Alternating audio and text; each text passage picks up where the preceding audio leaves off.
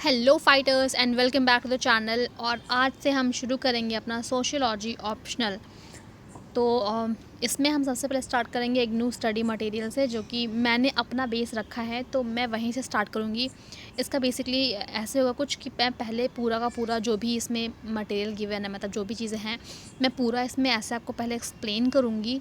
उसके बाद मतलब जब भी एक यूनिट पूरी ख़त्म हो जाएगी तो उसके बाद मैं खुद के नोट्स बनाऊँगी। मतलब मेरे तो नोट्स ऑलरेडी हैं मेरे पास, तो फिर उसके बाद मैं नोट्स इसमें डालूँगी। और फिर होता नहीं है, मतलब इस ये 22 पेजेस का है, तो इस 22 पेजेस से आई थिंक मेरे 3 या 4 पेज के नोट्स निकले हुए हैं, तो उनको फिर मैं इसमें एक्सप्लेन करूँगी, ताकि आपको भी पता चले कि पूरे का पूरा इसमें एक चैप्टर में गिवन क्या है, एक यूनिट में है क्या। और मुझे जो इम्पोर्टेंट लगा ये वो चीज़ें मैंने अपने नोट्स में रखी हैं। इन केस आपको कुछ इंपॉर्टेंट लगता है तो आप उसमें ऐड भी कर सकते हो, इसीलिए मैंने दोनों चीज़ें रखी हैं कि जो मेरे नोट्स हैं वो भी डिस्कस करेंगे हम, प्लस ये पूरी पूरी यूनिट भी डिस्कस करेंगे। तो चलिए हम शुरू करते हैं। तो यूनिट फर्स्ट है emergency of sociology in Europe. ठीक है जी। तो ये कुछ स्ट्रक्चर है, इसमें ये सब चीज़ें हम कवर करेंगे, इसे इनको हम छोड़ते हैं, ऑब्जेक्टिव को भी स्किप करते हैं, इंट्रोडक्शन हमारे काम के है नहीं, तो हम डायरेक्टली आगे आते हैं। Background to the emergence of sociology. Sociology emerge होने के पीछे क्या बैकग्राउंड था, क्या चीज़ें थी, उसके बारे में हम जानेंगे। लेकिन यूरोप में सोशियोलॉजी के एमर्जेंस को समझने से पहले हमें इस चीज़ को अप्रिशिएट करना पड़ेगा कि कैसे सोसाइटी और आइडिया के बीच में रिलेशन थे। ठीक है जी।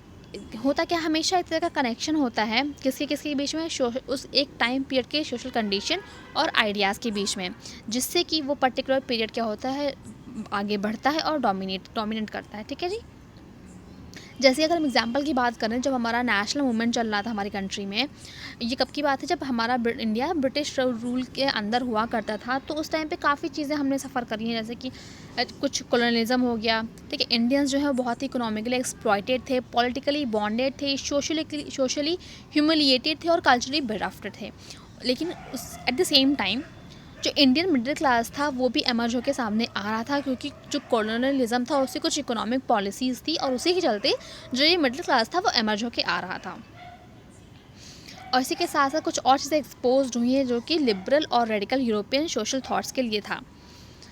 और इस तरह से जो भी कॉलोनियल एक्सप्लॉयटेशन जो था उसको डिस्टर्ब किया, और चीज़ों को लिखना शुरू किया, कैंपेनिंग करनी शुरू की, मूवमेंट्स को बिल्ड करना शुरू किया, जिससे क्या हो, फ्री इंडिया के लिए मूवमेंट्स चलाई जा सकें। ठीक है जी। कल्चर, थिएटर, सॉन्ग्स, लिटरेचर, इन सब का सहारा लिया गया, जिससे कि लोगों में स्पिरिट ऑफ फ्रीडम को जगाया जा सके। जो प्रेमचंद की नॉवेल है कर्म भूमि, ठीक है, इसको क्या किया था 1980s के टाइम पे टेलीविज़न पे टेलीकास्ट पे किया था, जिससे कि क्या हो, लोगों को पता चले कि उस टाइम पे क्या क्या चेंजेस हुए थे।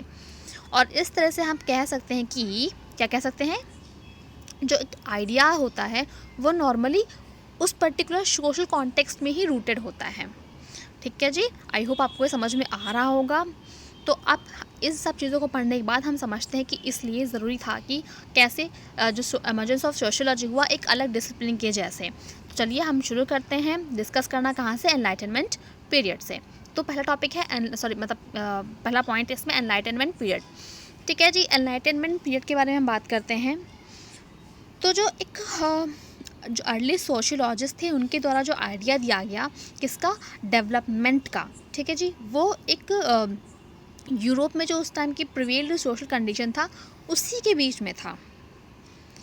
जो इमर्जेंस ऑफ सोशियोलॉजी है उसको हमारे साइंटिफिक डिसिप्लिन कहते हैं। क्यों कहते हैं इसको, हम कहाँ से ट्रेस कर सकते हैं, हम यूरोपियन हिस्ट्री के पीरियड से ही ट्रेस कर सकते हैं, जहाँ पे हमने कुछ tremendous social, political, economical changes देखने को मिले, किसके थ्रू, जो कि फ्रेंच रिवॉल्यूशन और इंडस्ट्रियल रिवॉल्यूशन के थ्रू आए थे। और जो ये पूरा पीरियड था यूरोपियन सोसाइटी में, जहाँ पे चेंजेस आए जा रहे थे हर एक चीज़ में, इस पीरियड को कहा गया एनलाइटनमेंट पीरियड। और इसमें क्या हुआ, फ्रेंच फिलोसफर्स जो थे 18th सेंचुरी के, उनमें क्या हुआ, एक नई तरह की चीज़ों को जानने की, समझने की स्पिरिट निकल के सामने आई। अब देखिए, जो एनलाइटनमेंट पीरियड था इसमें कुछ काफ़ी ज़्यादा अच्छे चेंजेस हुए, जैसे कि ट्रेडिशनल थिंकिंग जो थी फ्यूडल यूरोप की, वो काफ़ी ज़्यादा चेंज हुई। इसने क्या किया, एक नया तरह का लोगों को सोचने का, समझने का चीज़ें बताई, और साथ में कहा कि आप रियलिटी की तरफ जाओ। अब इन सब के थ्रू हुआ क्या, जो एक इंडिविजुअल था उसने क्या किया, क्वेश्चंस को पूछना शुरू किया, हर एक चीज़ को, हर एक लाइफ के एक्सपेक्ट को, किसी भी चीज़ को सैक्रोसेंट नहीं समझा जा रहा था। ठीक है जी। चाहे चर्च से लेके स्टेट की अथॉरिटी, चाहे वो मोनार्क हो, कुछ भी हो, सब के बारे में क्वेश्चन किया जाने लगा। जो भी आइडिया का रूट्स था, जैसे कि किसी बारे में बिलीफ हो गया, कोई भी नेचर हो गया, सोसाइटी हो गया, इन सबको हम साइंटिफिकली पढ़ें। और साथ ही साथ ये भी कहा गया जो ह्यूमन बींग्स है उसको इसेंशियली रैशनल होना चाहिए और सोसाइटी को कुछ रैशनल प्रिंसिपल्स पे बिल्ड करना चाहिए। और साथ ही साथ ह्यूमन बींग्स को ये भी रियलाइज़ होना चाहिए कि उनका खुद का पोटेंशियल क्या है। मतलब एक आम इंसान के पास इन्फिनाइट पोटेंशियल होता है, और ये कहाँ से हम उसको ट्रेस कर सकते हैं, in the development of science and commerce in Europe. ठीक है जी, आई होप ये आपको क्लियर हो गया होगा। जो नया आउटलुक डेवलप हुआ वो किसके रिजल्ट के निकल के आया, इसके पीछे हाथ था कॉमर्शियल और साइंटिफिक रिवोल्यूशन का, जो कि क्रिस्टलाइज कब हुआ था, फ्रेंच एंड इंडस्ट्रियल रिवोल्यूशन के द्वारा, जिसने किसको बर्थ दिया, सोशियोलॉजी का एज अ डिसिप्लिन। अब देखिए जी, जो सोशल चेंज था उसको समझने के लिए कि यूरोपियन सोसाइटी में कैसे कैसे चेंजेस आ रहे हैं, उनको समझने के लिए हमें सबसे पहले जानना पड़ेगा कि ये एनलाइटनमेंट पीरियड आने से पहले एक्चुअल में यूरोप की कंडीशन थी क्या। तो अभी हम बात करेंगे यूरोप की उस कंडीशन के बारे में या फिर उस सोसाइटी के बारे में जो एनलाइटनमेंट पीरियड आने से पहले कभी हुआ करती थी। तो देखते हैं structure and changes in European society. European society में क्या चेंजेस है और क्या स्ट्रक्चर रहा वहाँ का। तो जो ओल्ड यूरोप था वो ट्रेडिशनल था, जो लैंड था वो इकोनॉमिक का सेंटर हुआ करता था। जो लैंड एक मिनट सॉरी जो वहाँ पे लैंड ओनर्स हुआ करते थे, फ्यूडल लॉर्ड्स हुआ करते थे, पीजेंट्स हुआ करते थे। लेकिन इन सब में जो पीजेंट्स की कंडीशन थी बहुत ख़राब हुआ करती थी। क्लास का बहुत ही डिस्टिंक्ट और क्लियर डिमार्केटेड हो रखा था। रिलीजन जो है उसने सोसाइटी में बहुत ही अच्छा अपना क्या बोलते हैं उसको, स्टेटस मेंटेन कर रखा था। और जो रिलीजियस हेड होता था वही डिसाइड करता था कि क्या मॉरल है और क्या मॉरल नहीं है। फैमिली और किनशिप जो है वो पीपल की लाइफ की, मतलब आम जिंदगी के जीवन में बहुत एक सेंट्रल रोल प्ले कर रही थी। मोनार्की जो है उसने सोसाइटी में काफ़ी हद तक जड़ें फैला रखी थी। और किंग को माना जाता था कि उनको भगवान ने ही ऑर्डर देके भेजा है कि वो आएँ और हमारे ऊपर रूल करें, हमें आगे का रास्ता दिखाएं। लेकिन इसके तहत जो पूरा नया यूरोप था बिल्कुल ही अपोजिट था, जो कि दो रिवोल्यूशन जैसे कि फ्रेंच और इंडस्ट्रियल निकल के जब सामने आया तो उसने पूरा का पूरा चैलेंज कर दिया जो भी सेंट्रल फीचर्स हुआ करते थे ओल्ड यूरोप के। क्लासेस जो है उनको रिकॉग्नाइज किया गया, जो ओल्ड क्लासेस थी वो ओवरथ्रोन कर दी गई, नई क्लासेस निकल के सामने आई। रिलीजन तक को क्वेश्चन किया जाने लगा, रिलीजन ने अपनी इंपॉर्टेंस जो है, अपनी पोजिशन जो है वो खो दी। फैमिली लॉयल्टी को बहुत ही ज़्यादा एक आइडियोलॉजिकल कमिटमेंट मानी जाने लगा। जो विमेन की पोजीशन थी पहले की सोसाइटी में और अब की सोसाइटी में काफ़ी ज़्यादा चेंजेस था। और फाइनली अगर हम बात करें तो जो मोनार्की था उसको उठा के फेंक दिया गया था और डेमोक्रेसी को उसकी जगह रखा गया था। तो ये सब चीज़ें थी। और जो एक सेंट्रल कॉन्सेप्ट था society, namely religion, community, power, wealth etcetera, ठीक है जी, इन सब की एक नई इम्प्लीकेशंस निकल के सामने आ रही थी। अब जब कॉन्ट्रास्ट हुआ था बिटवीन प्रेजेंट एंड पास्ट, वो एक तरह का स्टार्क हुआ था। अगर बात करें में जो जो आर्टिक क्रॉस थे, इनके लिए अगर हम बात करें तो इनके लिए एक तरह का थ्रेट था विद द लाइफ और with the loss of life and property. और जो प्रेजेंट है वो टेरिफाइंग था। लेकिन यहीं पर अगर हम पीजेंट्स की बात करें तो पीजेंट्स के लिए प्रेजेंट तो इंटॉक्सिकेटिंग था, क्योंकि ये कई सारी नई अपॉर्चुनिटीज़ लेके आ रहा था, कई सारे पावर्स लेके आ रहा था। इस तरह से आप देख सकते हो कि जो भी चीज़ें उस टाइम पे हो रही थी उससे हर एक इंसान अफेक्टेड था। ऐसा नहीं था कि कोई एक पर्टिकुलर सेक्शन या फिर कोई पर्टिकुलर सोसाइटी अफेक्टेड थी, ना, सबके सब कहीं ना कहीं किसी ना किसी तरह से अफेक्ट हो रहे थे। ठीक है जी, तो आगे हम बात करते हैं इसमें क्या है, the social conditions in which sociology emerge. कौन सी सोशल कंडीशंस थी जिनमें सोशोलॉजी एमर्ज होकर निकल के सामने बाहर आई। अब हम इस बारे में बात करेंगे। देखिए जी, अब यूरोप में जो सोशोलॉजी था वो यूरोप में एक अलग तरह का साइंस निकल के आया 19वीं सेंचुरी में। और उस टाइम पे जो यूरोप था उसमें काफ़ी सारे इमेंस चेंजेस निकल के आ रहे थे, जो कि फ्रेंच और इंडस्ट्रियल रिवोल्यूशन के साथ साथ हो रहे थे। इसके साथ साथ ये भी कहा जाने लगा कि जो सोशियोलॉजी है उसको माना गया ऐसा कि उस टाइम के न्यू इंडस्ट्रियल सोसाइटी में जितने भी साइंसेस थी उन सबसे सोशियोलॉजी काफ़ी ऊपर है। लेकिन हम इससे पहले कि फ्रेंच रिवोल्यूशन के कुछ सेलेंट फीचर को डिस्कस करें और इंडस्ट्रियल रिवोल्यूशन कुछ फीचर्स को डिस्कस करें, उसके पहले हम कॉमर्शियल रिवोल्यूशन और साइंटिफिक रिवोल्यूशन की भी जान लेते हैं, जो कि यूरोप में 14 से लेके 14 और 19 सेंचुरी के बीच में चल रहा था। उसके बारे में बात कर लेते हैं।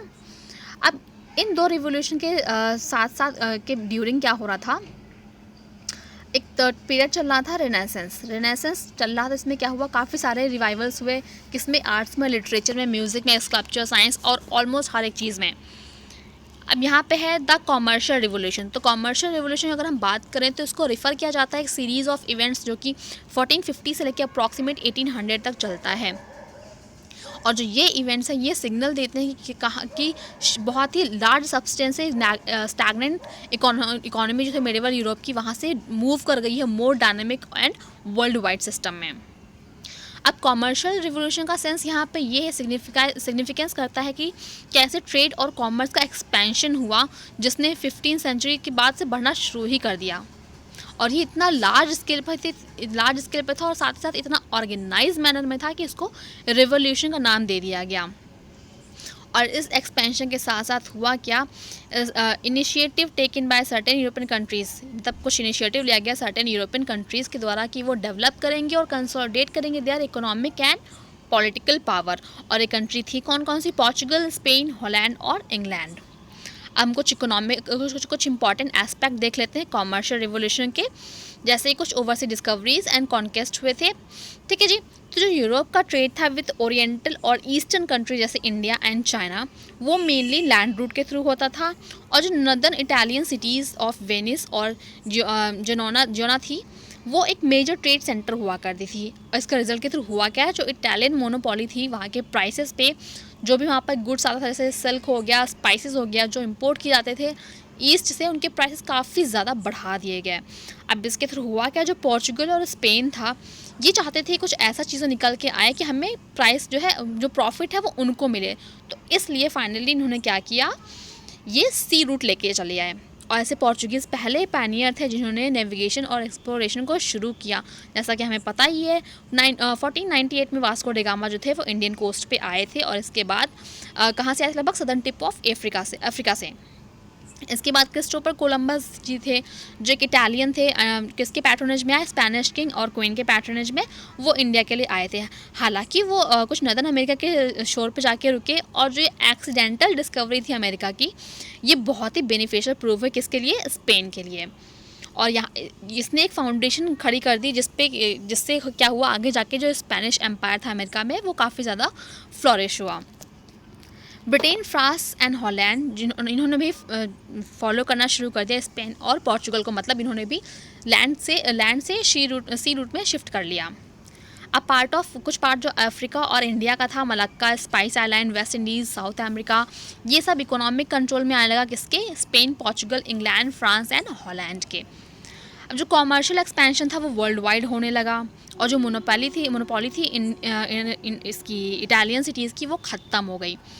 जो यूरोपियन मार्केट था उसमें कई सारे न्यू कम्युनिटीज़ जो है बाढ़ आने लगी उनकी, जैसे कि स्पाइसेस हो गया, टेक्सटाइल हो गया जो कि ईस्ट से आ रहा था, टबैको आ रहा था नॉर्थ अमेरिका से, कोकोआ, चॉकलेट, क्विनीन आ रहा था साउथ अमेरिका से, आइवरी और जितने सारे ह्यूमन स्लेव्स जो कि अफ्रीका से आ रहे थे। अब अमेरिका की डिस्कवरी के साथ साथ ही जो एक रेंज था ट्रेड का वो और ज़्यादा बढ़ गया। ठीक है जी। अब कॉमर्शियल रिवोल्यूशन की अगर हम बात में जैसे ये प्रोग्रेस कर रहा था वैसे ही पोर्चुगल और स्पेन जो है उनकी पोजीशन डिक्लाइन हो रही थी। इंग्लैंड, हॉलैंड और फ्रांस जो है वो एक डोमिनेटिंग यूरोप और द वर्ल्ड में निकल के सामने आए। अब एक्सपेंशन ऑफ बैंकिंग की बात करते हैं। जो एक बहुत ही मोस्ट इंपॉर्टेंट फीचर था कॉमर्शियल रिवोल्यूशन का वो क्या था, वो था ग्रोथ ऑफ बैंकिंग। कुछ क्रेडिट फैसिलिटीज़ जो है उनको एक्सपैंड किया गया और साथ ही साथ इसको मर्चेंट्स के लिए इजी भी किया गया, जिससे क्या हो वो ओवरऑल यूरोप में अपने बिजनेस को कर सकें। इसी के साथ साथ चेक को भी इन्वेंट किया गया 18th सेंचुरी के आसपास। और जो पहले गोल्ड और सिल्वर के कॉइन्स चलते थे उनको पेपर मनी से रिप्लेस कर दिया गया। इसके साथ साथ देखने को मिला क्या, ग्रोथ ऑफ कंपनीज देखने को मिला। जैसे जैसे ट्रेड और कॉमर्स एक्सपेंड हो रहा था, नए तरह के बिजनेस ऑर्गेनाइजेशन जो हैं वो भी निकल के सामने आ रही थी। रेगुलेटेड कंपनीज जो निकल के सामने आई 16th सेंचुरी में निकल के आई। ये एसोसिएशंस थी मर्चेंट्स की जो कि एक साथ में आते थे, कॉपरेट करते थे फॉर अ कॉमन वेंचर। अब जॉइंट स्टॉक कंपनीज एमर्ज हुई 17th सेंचुरी में। ये एक ऐसा सेटअप था जहाँ पे शेयर ऑफ कैपिटल्स आते थे, कुछ अपना शेयर लगाते थे और प्रॉफिट होने पे उसी शेयर के अकॉर्डिंग रेशियो में अपना प्रॉफिट ले लिया करते थे। At the and I charter companies भी आई। इसमें क्या होता है, गवर्नमेंट अपनी साइड से एक चार्टर या फिर कॉन्ट्रैक्ट देती थी, गारंटी करती थी कि इस पर्टिकुलर एरिया पे, इस पर्टिकुलर रीजन पे आप ही की मोनोपोली होगी। जैसे कि हमारे यहाँ दिया गया था, हमारे इंडिया में ब्रिटिश ईस्ट इंडिया कंपनी और डच ईस्ट इंडिया कंपनी को ऐसी मोनोपोली जो है वो दी गई थी। Rise of a new class, नए क्लास का राइज ऐसे निकल के सामने आया। जैसा कि हमने अभी ऊपर पढ़ाई था, एक मोस्ट डिस्टिंक्टिव कैरेक्टरिस्टिक्स इस पीरियड का ये था कि यहाँ पे राइज हो रहा था मिडिल क्लास का, किसकी वजह से, वो भी इकोनॉमिक पावर उनको मिल रही थी। अब 17th सेंचुरी के एंड तक आते आते हुआ क्या, जो मिडिल क्लास था वो काफ़ी इन्फ्लुएंशियल ग्रुप बन गया, लगभग जितने भी वेस्टर्न यूरोपियन कंट्रीज़ थे लगभग सभी में। और इस मिडिल क्लास में होता कौन कौन था, मर्चेंट्स होते थे, बैंकर्स होते थे, शिप ओनर्स होते थे और इन्वेस्टर्स होते थे। इनकी पावर इस स्टेज पे मेनली इकोनॉमिक के स्टेज में बढ़ती जा रही थी। लेकिन जैसे अगर हम आगे ही बात करें तो इन्होंने क्या किया, अपने आप को पॉलिटिकली पावरफुल बनाने की भी कोशिश करी 19th सेंचुरी के आसपास। और तब निकल के आया क्या, यूरोपियनाइजेशन ऑफ द वर्ल्ड। अब इस टर्म से हमारा मतलब क्या है, यूरोपियनाइजेशन। देखिए जी, यूरोपियनाइजेशन का मतलब ये है कि जो भी यूरोपियन मैनर और कल्चर हैं उनको ट्रांसप्लांट करना अदर सोसाइटीज़ में। जो भी एक्टिविटीज़ थी ट्रेडर्स की, मिशनरीज़ की, कॉन्करर्स की, इन सब को देखने को मिला यूरोपियनाइजेशन ऑफ द अमेरिकाज़। इसके बाद जो भी कॉलोनियलिज्म था इसको स्ट्रेंथन करने के साथ ही साथ हमें एक प्रोसेस देखने को मिली एशिया और अफ्रीका में भी, कि वहाँ पे भी यूरोपियनाइजेशन जो है वो हो रहा है। अब लेकिन इसमें एक चीज़ ये निकल के आई कि यहाँ पे हमें जो मोनार्की थी वो स्ट्रेंथन होती दिखाई दी, चर्च का डिक्लाइन होने लगा और मिडिल क्लास का राइज होने लगा। और इस पीरियड ने मार्क किया बिगिनिंग ऑफ प्रोसेस ऑफ यूरोपियनाइजेशन, जिससे हुआ क्या, जो कॉलोनियलिज्म था वो पीक पे जाके पहुँच गया। और इससे हुआ क्या, जो यूरोप था वो एक new area for economic expansion लेके आया। The whole world had become Europe's oyster. ठीक है जी। अब देखते हैं कुछ रिवोल्यूशंस, देखते हैं साइंस में क्या निकल के आए। The scientific revolution and the renaissance period. इस सेक्शन में हम डायरेक्टली मतलब मेनली बात करेंगे, क्या हम एग्जामाइन करेंगे चेंजेस और डेवलपमेंट जो कि ह्यूमन एक्टिविटीज़ में निकल के आए साइंस की वजह से। अब जो यूरोप है, यूरोप ने प्रोड्यूस किया साइंटिफिक रिवोल्यूशन रेनेसेंस के पीरियड में, जो कि 14 से लेके 16 सेंचुरी एडी तक था। अब इम्पैक्ट क्या रहा इस साइंटिफिक रिवोल्यूशन का, ये ना ही केवल मटेरियल लाइफ को चेंज करा था, लेकिन इसके साथ ही साथ जो आम जनता है, आम पीपल है, ठीक है, उसने नेचर और सोसाइटी के बारे में जो उनके आइडियाज़ थे उनको भी चेंज करना शुरू कर दिया। इसके शुरू होने के साथ साथ ही हमें जो हिस्ट्री ऑफ साइंस थी उसके बारे में समझ में आने लगा। हिस्ट्री ऑफ साइंस का मतलब केवल ये नहीं होता कि हमें डेट्स और इवेंट्स को मेमोराइज़ करना, बल्कि ये तो एक स्टोरी होती है किसी बीच के इंटरकनेक्शन का, science and society, polity, economy and culture. अब नेक्स्ट टॉपिक है social functions of science. Science के कुछ सोशल फंक्शंस की बात भी कर लेते हैं। साइंस जो है वो बिना सोसाइटी के इंडिपेंडेंट जो है वो ग्रो नहीं कर सकता है, डेवलप नहीं हो सकता है, बल्कि जो भी साइंस ग्रो करता है, डेवलप करता है, वो ह्यूमन नीड के लिए ही करता है। फॉर एग्जांपल अगर हम मान लें कि हमें वैक्सीन की ज़रूरत क्यों पड़ी, ऐसे तो था नहीं कि हम बस हमारे दिमाग में चलो वैक्सीन बनाते हैं, ना जी, ऐसा नहीं था। हमें ज़रूरत थी कि डिज़ीज़ से हमारे क्योर हो सके, इसलिए हमने वैक्सीन को बनाना शुरू करा। फिज़िक्स और मटेरियल लाइफ, सोसाइटी के मटेरियल लाइफ को इन्फ्लुएंस करने के अलावा जो साइंस है वो बहुत से अलग से आइडियाज़ से भी इंटीमेटली कनेक्टेड था। एक जो जनरल इंटेलेक्चुअल एटमॉस्फेयर सोसाइटी में एग्जिस्ट कर रहा था उससे इन्फ्लुएंस हुआ। वो किससे इन्फ्लुएंस हुआ, डेवलपमेंट ऑफ साइंस से। सिमिलरली हुआ क्या, जो नई डेवलपमेंट्स थी साइंस में उसने क्या किया, बाकी के अदर एरियाज़ में जो भी बिलीव्स थे, जो भी एटीट्यूड था उसको चेंज करना शुरू किया। यहाँ पे ये बात ध्यान में रखनी ज़रूरी है। जैसे जैसे न्यू आइडियाज़ आते जा रहे थे, स्कॉलर्स ने चीज़ों को नए तरीके से देखना शुरू कर दिया, सोसाइटी को नए चीज़ों से देखना शुरू कर दिया। अब जो इमर्जेंस ऑफ सोशियोलॉजी था यूरोप में, उसने बहुत ही ग्रेट डील करी to the idea and discoveries contributed by science. Science in medieval period में बात करते हैं। मेडिवल पीरियड में साइंस कैसा था इसके बारे में बात कर लेते हैं। जैसा कि हम पहले ही पढ़ चुके हैं, जो मेडिवल सोसाइटी थी वो कैरेक्टराइज की गई थी by the feudal system. Church जो है वो पावर्स का एपिसेंटर हुआ करता था, अथॉरिटी और लर्निंग का भी। लर्निंग जो होती थी उस टाइम की मोस्टली रिलीजियस वैरायटी पर डिपेंड हुआ करती थी, कोई भी साइंस और अदर चीज़ें नहीं हुआ करती थी। जो भी रिजिड बिलीव्स थे चर्च के, उनका जो डॉगमास था उसको हम चेंज नहीं कर सकते थे। और जो नए डेयरिंग आइडियाज़ थे वो उस एटमॉस्फेयर में तो एटलीस्ट फ्लोरिश नहीं कर सकते थे। और इसलिए जो इस टाइम पे जो भी नई टेक्निक्स और टेक्निक ऑफ प्रोडक्शन निकल के आ रही थी, इसको बहुत ज़्यादा क्रिटिसाइज़ किया गया, रिस्ट्रिक्ट कर दिया गया, क्योंकि ये चाहते ही नहीं थे कुछ नया निकल के सामने आए। ठीक है जी। अब बात करते हैं द रेनेसेंस पीरियड की, बात करते हैं। ये स्टार्ट होता है साइंस रेवोल्यूशन के थ्रू से। इसने क्या किया, साइंस की फील्ड को बहुत ज़्यादा क्रिटिसाइज़ करना शुरू करा। सॉरी उल्टा हो गया। जो भी चीज़ें थी साइंस की फील्ड में, उसको चीज़ों को जो भी क्रिटिसिज्म था उनको सॉल्व करने की कोशिश की। और एक तरह से ये पूरा का पूरा क्लियर ब्रेक था, पास्ट था, और चैलेंज करने लगा था ओल्ड अथॉरिटी को। ठीक है जी। अब विजुअल आर्ट के बारे में बात करते हैं। जो आर्ट, लिटरेचर, साइंस, ये सभी के सभी फ्लॉरिश हो रहे थे। नेचर को और ह्यूमन बॉडी को समझने के लिए, जानने के लिए साइंटिफिक अप्रोच को लोग मानने लगे। इसीलिए आप जब देखोगे उस टाइम की पेंटिंग्स को तो आप समझ जाओगे कि ऐसे ह्यूमन बॉडी को और नेचर को कितना डिटेल में लोग एक्सप्लोर करना शुरू कर चुके थे। अगर हम मेडिसिन की बात करें तो डिसेक्शन ऑफ ह्यूमन बॉडी को पहले ही एक्सेप्ट कर लिया गया था। डॉक्टर्स और साइकोलॉजिस्ट जो हैं वो डायरेक्टली आने लगे ऑब्जर्व करने की कैसे ह्यूमन बॉडी जो है वो बनी है। और साथ ही साथ एटोनॉमी, साइकोलॉजी, पैथोलॉजी के जो भी फील्ड थी इनमें भी काफ़ी ज़्यादा बेनिफिट हुआ। केमिस्ट्री की बात करें, जो एक जनरल थ्योरी थी केमिस्ट्री की वो तो डेवलप हो ही चुकी थी। साथ ही साथ कुछ केमिकल प्रोसेसेस जैसे कि ऑक्सीडेशन, रिडक्शन, डिस्टिलेशन, एमाल्गमेशन, इन सब की भी स्टडी की जाने लगी।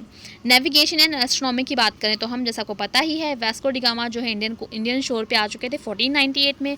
कोलंबस ने बाय मिस्टेक अमेरिका की खोज कर ली थी 1492 में। और जो ये एरा था, ये पूरा एरा था एक्सपेंशन ऑफ ट्रेड का और बिगिनिंग ऑफ कोलोनलिज्म का। ठीक है जी। अब कॉपरनिकन रिवोल्यूशन की बात करते हैं।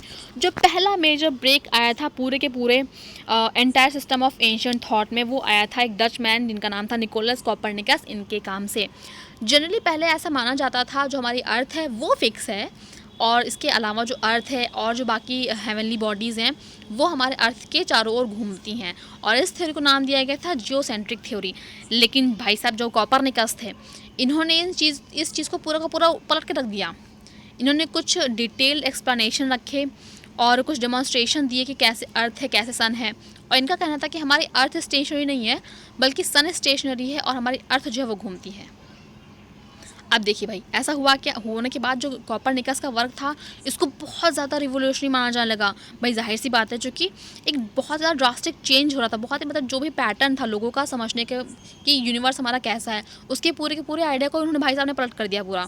तो जाहिर सी बात है इतनी जल्दी एक्सेप्टेंस उनको मिलने वाली है नहीं। लोग ये मानने को तैयार ही नहीं थे कि इतने बड़े यूनिवर्स में उनका एक इतू सा पार्ट है वो। इन अ नटशेल अगर हम बात करें, जो रेनेसेंस पीरियड में साइंस थी उसमें कुछ नया एटीट्यूड निकल के आया ह्यूमन और नेचर के लिए। जो नेचुरल ऑब्जेक्ट्स थे वो एक तरह का क्लोज ऑब्जर्वेशन और एक्सपेरिमेंट का सब्जेक्ट बन के निकल के आ गए थे। ठीक है जी। अब बात करते हैं नेक्स्ट क्या है, इम्पॉर्टेंट पोस्ट रेनेसेंस डेवलपमेंट। अभी तक हमने प्री पढ़ा, अब हम पोस्ट पढ़ेंगे। पहला है experimental method in physics and mathematics. Physics और मैथमेटिक्स के लिए हमने एक्सपेरिमेंटल मेथड्स को कैसे शुरू करा। कुछ फिजिसिस्ट एंड मैथमेटिक्स जैसे कि गैलीलियो गैलीली, जॉन केपलर और इसके बाद सर इसाक न्यूटन की रिवोल्यूशनराइज्ड साइंस इन्होंने निकाली। अब इनका क्या मानना था, इन्होंने एक एक्सपेरिमेंटल मेथड को सामने रखा। जो भी ओल्ड आइडियाज़ थे उनको चैलेंज किया जाने लगा और कुछ अल्टरनेटिव्स भी सजेस्ट किए गए। अगर जो अल्टरनेटिव आइडियाज़ दिए जा रहे थे वो प्रूव होते हैं और रिपीटेडली वेरीफाई भी हो जाते हैं और चेक भी करके रख दिए जाते हैं, चेक हो जाते हैं, और तो उनको एक्सेप्ट कर लिया जाता है। और अगर नहीं तो नए सोल्यूशन फिर से लाए जाते हैं। और इस तरह से कहा गया कि जो साइंटिफिक मेथड है वो मोस्ट एक्यूरेट है और मोस्ट ऑब्जेक्टिव है। इसीलिए आगे हम देखेंगे कि हमने अपने सोशियोलॉजी में क्यों साइंटिफिक मेथड को इतनी तवज्जो दी है। अभी जैसे जैसे हम आगे जाएंगे हमें पता चलता रहेगा। अब बायोलॉजी एंड इवोल्यूशन की अगर हम बात करें जैसा कि हम पहले ही पढ़ चुके हैं कि डिसेक्शन ऑफ ह्यूमन बॉडी को एक्सेप्ट कर लिया गया था, जिससे क्या हो पीपल को बहुत ही अच्छी अंडरस्टैंडिंग मिल सके कैसे ये काम करता है। सर्कुलेशन ऑफ ब्लड जो है वो डिस्कवर किया गया था विलियम हार्वे के द्वारा, और इस चीज़ ने लोगों को रीथिंक करने पे मजबूर कर दिया। ठीक है जी। जो ह्यूमन ऑर्गेनिजम्स था उसको एक तरह से इंटररिलेटेड पार्ट के जैसे और इंटरकनेक्टेड सिस्टम के थ्रू व्यू मतलब देखा जाने लगा, और इस चीज़ ने जो सोशल थॉट्स थे कॉम्टे, स्पेंसर, डरखेम के और भी काफ़ी लोग, उनके जो पूरा थॉट प्रोसेस था उस पर इम्पैक्ट किया। चलिए अब हम जानते हैं कि सबसे इंटरेस्टिंग कंट्रीब्यूशन बायोलॉजी में क्या था। ठीक है, एक ब्रिटिश नेचुरलिस्ट थे चार्ल्स डार्विन, उन्होंने पब्लिश करी बुक ओरिजिन ऑफ स्पीशीज़ इन 1859, और ये पूरी की पूरी उनकी ऑब्जर्वेशन पे बेस था जो उन्होंने 5 साल में पूरे वर्ल्ड में घूम घूम के निकाली थी। अब डार्विन ने एक थ्योरी निकाली सामने, और उसके साथ उन्होंने ये कहा कि जितने भी लिविंग वेरियस ऑर्गेनिजम्स हैं वो compete करती हैं एक दूसरे से लिमिटेड सोर्सेज के लिए जो कि अर्थ उन्हें ऑफ़र करती है, और इस तरह से सर्वाइवल ऑफ द फिटेस्ट का जो लॉ है ये नेचुरल लॉ है। कुछ स्पीशीज़ होती हैं जो डेवलप करती हैं, इवॉल्व होती हैं एक सर्टेन ट्रेट्स में और खुद के सर्वाइवल को पॉसिबल बनाती हैं, लेकिन वहीं कुछ स्पीशीज़ ऐसी होती हैं जो ये सब नहीं कर पाती हैं और वो ख़त्म हो जाती हैं। डार्विन ने ह्यूमन इवोल्यूशन का स्टडी किया, ये चीज़ कहाँ से निकल के आती है, उनका जो वर्क था डिसेंडेंट ऑफ मैन जो कि 1863 में आया था, वहाँ से आप ट्रेस कर सकते हो। इन्होंने ट्रेस किया कि जो ओरिजिन है ह्यूमन स्पीशीज़ का वो एक एप्पल लाइक एंसेस्टर है। ठीक है जी, जो ओवर द सेंचुरीज इवॉल्व होता गया और आज जाके मॉडर्न ह्यूमन बींग्स जैसा दिखता है। अब इस बुक ने तो आतंक मचा दिया भाई पूरे के पूरे वर्ल्ड में। ऐसा माना जाता था कि भगवान ने इंसानों को बनाए हैं अपनी खुद की इमेजिनेशन के थ्रू, और जो कंजर्वेटिव्स हैं वो तो ये मानने को तैयार ही नहीं थे कि उनके जो पूर्वज थे वो बंदर हुआ करते थे। और डार्विन की जो ये एवोल्यूशनरी थ्योरी आई इसने बहुत हद तक एक्सेप्टेंस को गेन कर लिया था, और ये एक तरह से सोशल वर्ल्ड पे अप्लाई भी किए जाने लगी एवोल्यूशनरी थिंकर्स की तरह, जैसे कि हर्बर्ट स्पेंसर हो गए। ये ना केवल ऑर्गेनिजम्स बल्कि सोसाइटी पे भी देखा जाता है कि सोसाइटी कैसे कॉन्स्टेंटली इवॉल्व होती हैं, डेवलप होती हैं from the lower to higher stage. अब कॉमर्शियल रिवोल्यूशन और साइंटिफिक रिवोल्यूशन के बाद जो भी फोर्सेस ऑफ चेंज सेट किए गए थे वो अब धीरे धीरे लोगों को और क्लियर होते जा रहे थे। अब इसका डिस्क्रिप्शन आगे और देंगे, फ्रेंच रिवोल्यूशन और इंडस्ट्रियल रिवोल्यूशन में कैसे मिलके सब चीज़ें आती हैं, सब चीज़ें साथ में कैसे आती हैं, और कैसे emergence of sociology as a discipline होता है, इन सब के बारे में आगे हम बात करेंगे। तो ये हो गया ख़त्म। अब फ्रेंच रिवोल्यूशन को अपने हम नेक्स्ट की वीडियो में रखेंगे।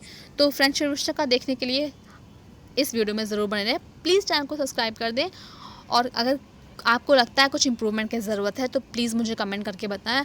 आई would love to hear from you. Thank you.